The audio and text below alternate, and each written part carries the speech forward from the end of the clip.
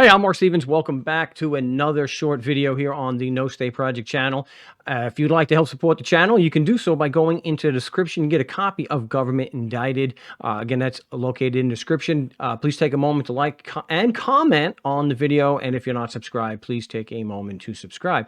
We're going to talk today about the absolutely just crazy allegations of Mike Lindell, the My Pillow guy. I mean, if it wasn't for the fact that so many people believe this crap, and he was getting so much attention for it, I wouldn't.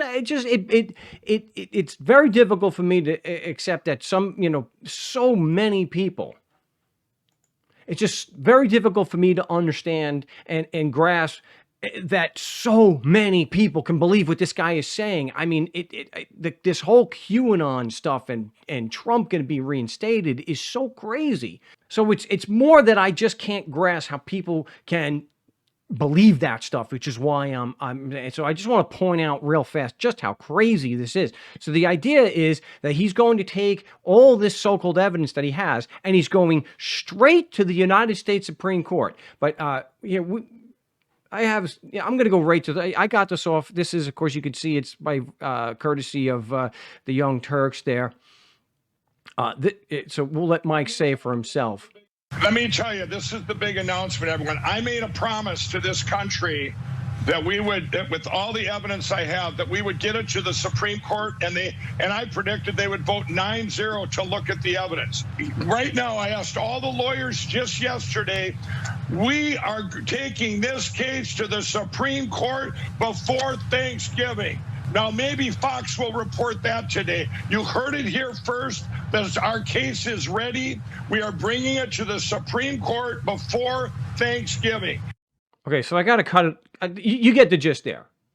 They have they have a complaint. They're going to file it with the Supreme Court before Thanksgiving. Supposedly, he has lawyers backing him up on this. Again, I'm not a lawyer, but I am literate, at least to a degree. Supreme Court has very limited jurisdiction. So you see here in Article 3 of the United States Constitution about the judicial power, and it talks about the judicial power shall extend to all cases of law and equity arising under this Constitution, the laws of the United States, okay? And it's very specific regarding the original jurisdiction, because it seems that if you're going to get it before the Supreme Court, before Thanksgiving, it sounds like he wants to file it directly into the Supreme Court and not just get to the Supreme Court by way of appeal. But I'll discuss both of these, because in either scenario, this is just lunacy, as crazy as it, and divorced from reality as the allegations or claims that Trump will be reinstated. So here's the key part here. In all cases affecting ambassadors, other public ministers and consuls, and those in which a state shall be a party, the Supreme Court shall have original jurisdiction. Well, Mike Lindell is filing this on his own behalf, I guess. He's not doing it on behalf of a public minister or a consul. No state is a party. So I think this rules out that Lindell and his team of lawyers he's talking about are dead wrong, that they're going to file it directly in as an original jurisdiction complaint to the United States Supreme Court, because the Supreme Court doesn't have original jurisdiction of that. So you look at now, if they're talking about that this evidence shows a violation of United States law, okay, that there might actually be jurisdiction there at the district court level. But if you filed it into the district court in September, there's no possible way on earth that, unless your name is Bush or Gore, there's no possible way you're going to go from the trial court, lose, appeal to the Court of Appeals, lose there, and then from there go into the United States Supreme Court in less than 8 weeks. Is it less than 8? Well, let's say 10 weeks. There's just no possible way from September 27th which is the last week of September, that you're going to be able to get through a district court proceeding and into the United States Supreme Court. I guess the only way that they would be able to do that is if the United States District Court looked at it and said, this is absolutely frivolous, and they throw it out without even requiring a response from the other side, which then they might be sanctioned, which they should be, that there's no merit to this whatsoever. And then they would have to appeal that to the United States District Court. But even that would take months before they would actually say, this is absolutely patently frivolous, sanction him again, and to dismiss it with prejudice.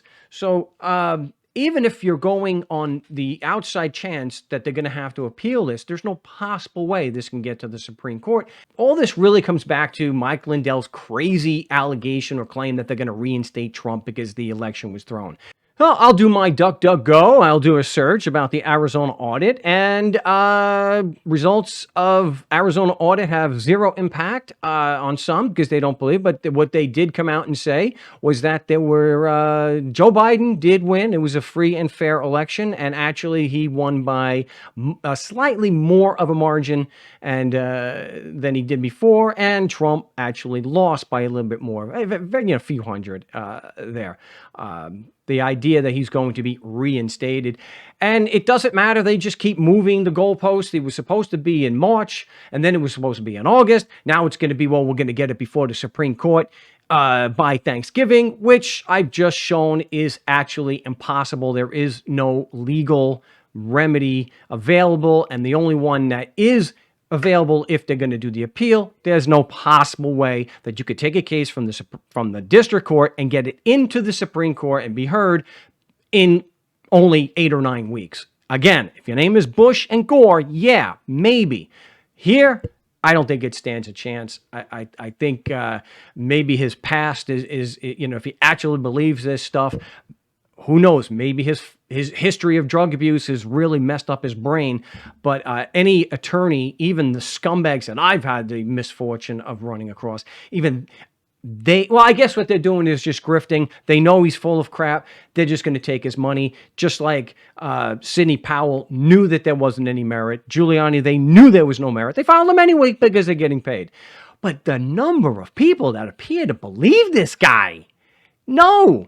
So I don't think I'm going to change anybody's mind here. You can see what the law says. It's very clear. There's just no way you're going to get this review at the Supreme Court, not by an original action and certainly not by appeal. But hey, if you disagree, let me know in the comments because I'm pretty sure there's going to be a lot of dislikes on this, similar to this one. Here I got a 95% approval, but this one 30%. Wow, that was pretty bad. Not too many views though. But I'm glad to see that we got almost 2,000 views in just a couple of weeks with this one. Hey, if you want to help support the channel so I can do more videos more frequently, you can go and do so in the description to this video.